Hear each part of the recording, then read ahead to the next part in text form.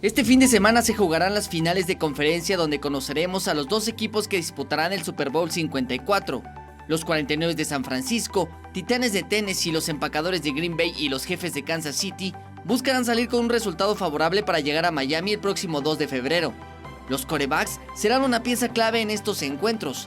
Garoppolo de los 49 y Ryan Tannehill de los Titans son debutantes en playoffs de la NFL. Sin embargo, eso no ha impedido colocar a sus equipos en la final de conferencia. Por parte de la conferencia americana, los Titans llegan luego de eliminar a los favoritos Patriotas de Nueva Inglaterra y a los Cuervos de Baltimore. Su quarterback Ryan Tannehill se presenta a esta final con apenas 184 yardas combinadas y 3 touchdowns, además de una anotación por la vía terrestre. Enfrente tendrá a un joven pero experimentado Patrick Mahomes, quien con 24 años de edad podría convertirse en el quinto quarterback más joven en jugar un Super Bowl. Mahomes llega a esta cita con 374 yardas, 5 pases de touchdown y ninguna intercepción.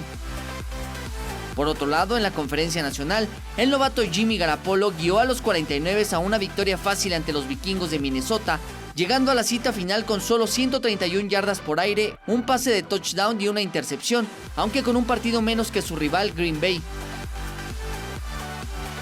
Frente a Garoppolo se encuentra el veterano Aaron Rodgers, ganador del Super Bowl en 2010, quien podría convertirse en factor para que los Packers lleguen de nueva cuenta a un supertazón.